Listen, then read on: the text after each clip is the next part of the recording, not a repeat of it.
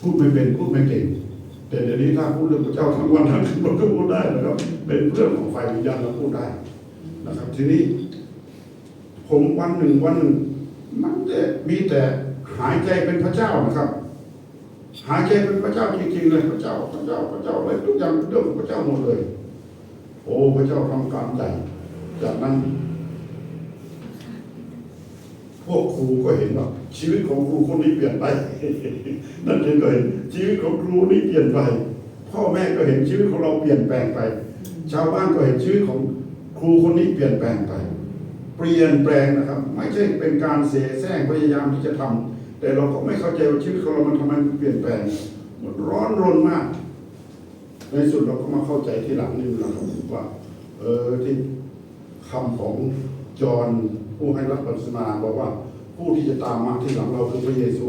จะให้ท่านรับบัพติศมาด้วยพระวิญญาณบริสุทธิ์และด้วยไฟตอนนั้นผมได้บังเกิดใหม่พร้อมกับรับบัพติศมาด้วยพระวิญญาณบริสุทธิ์และด้วยไฟเพราะฉะนั้นผมได้ไฟเวลานั้นและไฟนั้นไม่ดับจนถึงเดี๋ยวนี้ผมก็ไม่ดับยังลุกอยู่ครับไฟนั้นยังลุกอยู่นะครับถ้าผมมีโอกาสพูดเรื่องนี้พี่น้องยิ่งพูดยิ่งไฟยิ่งพูดยิ่งไฟยิ่งลุกถ้าให้ผมมาพูดเรื่องอันนี้ที่ไหนเมื่อไรอย่างไร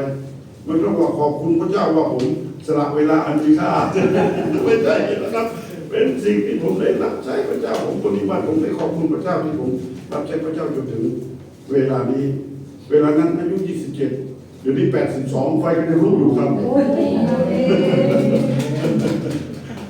แล้วก็ผมก็เลยเป็นครูอีก1 ปีทนไม่ไหว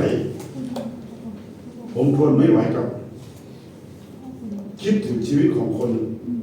ที่เชื่อพระเจ้าที่เป็นคริสเตียนและคนเหล่านี้เขามีความเชื่อว่าถ้าตายไปแล้วไปอยู่กับพระเจ้าในเมืองสวรรค์เวลามีงานศพนะครับพิธีไว้อะไรนะครับ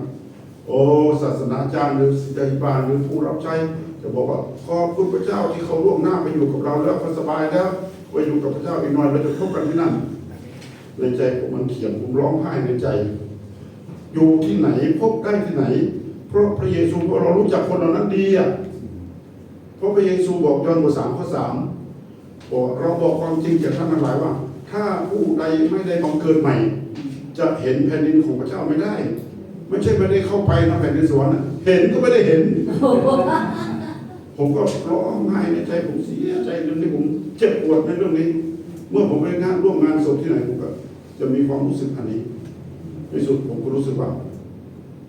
ผมอยู่ไม่ได้ผมลาจากครูแล้วก่อนที่ผมจะลาจากครูผมก็รับการต่อต้านมากจากญาติพี่น้องบอกว่าโง่ อยู่ที่นี่มีเงินเดือนมีรายได้บ้านอยู่ใกล้โรงเรียนอะไรทุกอย่างก็สะดวกสบายแล้วแล้วก็จะลาจากครูแล้วจะอยู่ยังไงจะกินยังไงตอนนั้นกำลังวางแผนที่จะแต่งงานยังไม่ได้แต่งงานนะครับอายุ29เดี๋ยวนี้เขาบอกว่าโง่อีกหน่อยก็กลับมาขอกินมากินกับพ่อกับแม่อีกแล้วอย่างนั้นนะ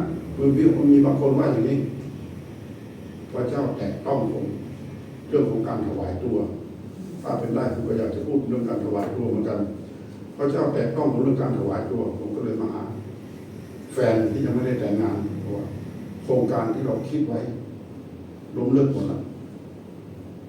ที่จะเอาดีทางด้านครูจะเรื่องวิทยาฐานะของตัวเองเรื่องของการยกเลิกหมดเดี๋ยวนี้จะถวายตัวรับใช้พระเจ้าเต็มเวลาเลยเราทำแล้วจะอยู่ยังไงกินยังไงผมว่าพระเจ้าจะเลี้ยงเราเขาว่าไงเอาเลยพี่เราจะได้เห็นสง่าราศีของพระเจ้าผมว่าโอ้ผมพิสูจน์ว่าวิลลี่กับแอนบอกผู้สมรสของท่านเนี่ยถ้าคนจะไม่ได้แต่งผู้สมรสของท่านต้องรักพระเจ้าข้อนี้แรกข้อความเกิดใหม่เขาก็ยังไม่ได้พอผ่านข้อความเกิดใหม่ปุ๊บข้อ 1ผ่านข้อที่ 2รักพระเจ้ารู้ได้ไงว่ารักพระเจ้าผมไปพิสูจน์ถามนั้นลูกพูดเรื่องนี้ว่าเราจะอยู่กินยังไงว่าพระเจ้าจะเลี้ยงโดยที่ไม่ต้องกังวลเรื่องปากเรื่องครอบเรื่องความเป็นอยู่เพราะพระเจ้าจะเลี้ยงแล้วเราก็จะเราบอกจะเห็นสง่าราศีของพระเจ้าโอ้ในที่สุดพี่น้องครับบางคนเขาบอกว่า จะไปสักกี่น้ำที่เราไม่มีเงินเดือนไม่มีรายได้ไม่ทำมาหาเลี้ยงชีพอะไรหรอกว่าพระเจ้าจะเลี้ยงอย่างเดียวมันไม่มีหน่วยงานองค์การสถาบันอะไรอยู่เบื้องหลังเราเลยเราก็เชื่อว่าพระเจ้าจะเลี้ยงเราจะไปสักกี่น้ำตั้งแต่นั้นมาจนถึงนี้50 กว่าน้ำแล้วยังอยู่ครับจะไม่ตายเดี๋ยวนี้ก็ยังไม่ตายยังไม่ขอทานครับไปดูบ้านท่านอลังการทีนี้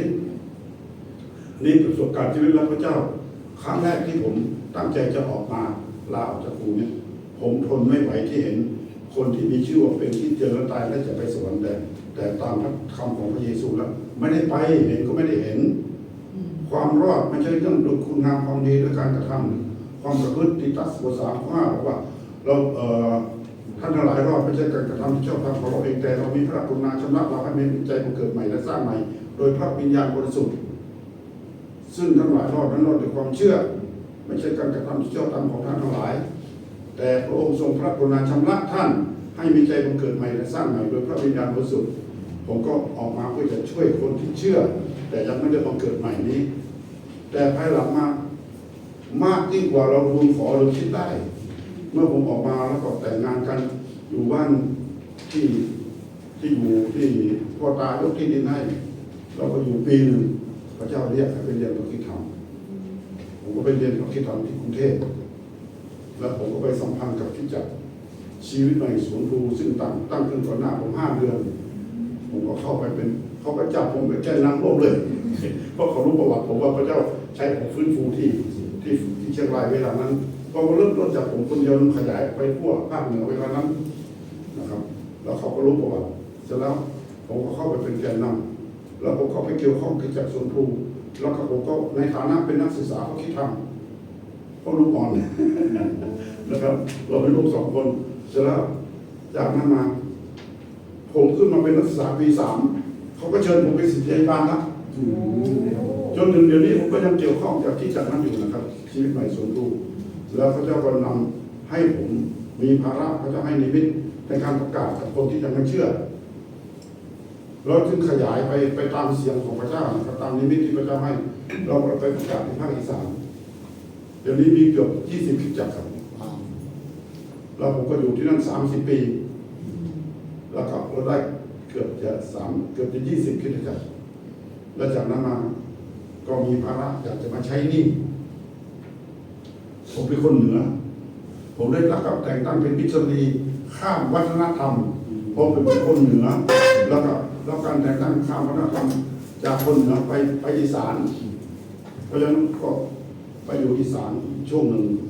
แล้วก็ตอนนั้นอายุ66แล้ว66แล้วคิดว่าเราจะตะลอนขับรถไปประกาศไปตั้งกิจจักรอยู่นี่คงไม่อายุของเรามากเราคงไม่ได้แล้วอยากจะอยู่กับที่แล้วก็ส่งไม้ปัดให้กับคนรุ่นหลังก็เลยอธิษฐานว่าขอพระเจ้าช่วยที่จะมีสถานที่แล้วเราอยากจะตั้งใช้บ้านเราเนี่ยมาถึงจุดนี้เราไม่ได้อยู่เพื่อตัวเองอีกแล้วนะครับไม่ว่าจะเป็นบ้านไม่ว่าจะเป็นที่อยู่อาศัยทรัพย์สมบัติที่เรามีอะไรอยู่ที่เราได้มาเราไม่ได้คิดถึงเรื่องตัวเองอีกแล้วแต่ขอให้เป็นแผนการให้น้ำพระทัยของพระเจ้าสำเร็จ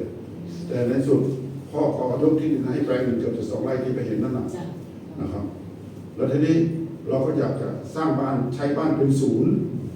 เพื่อจะฝึกอบรมเราเป็นค่ายเป็นอะไรก็แล้วแต่ที่จะเป็นพระพรทางด้านฝ่ายวิญญาณสำหรับพี่น้องแล้วก็มีพี่น้องเข้าไปใช้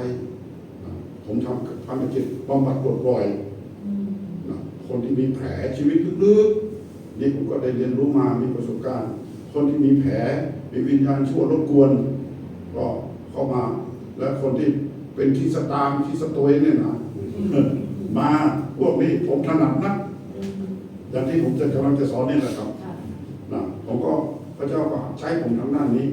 มากกว่าที่ผมช่วยเฉพาะคริสเตียนผมก็เลยมีโอกาสได้ประกาศแล้วก็นำคนที่ยังไม่รู้จักพระเจ้าแล้วผมก็ตั้งคริสตจักรขึ้นมานี่เป็นภารกิจที่พระเจ้าให้ผมทำอยู่จนถึงปัจจุบันนี้นี่คือประสบการณ์ชีวิตของผมนะครับแล้วก็ทีนี้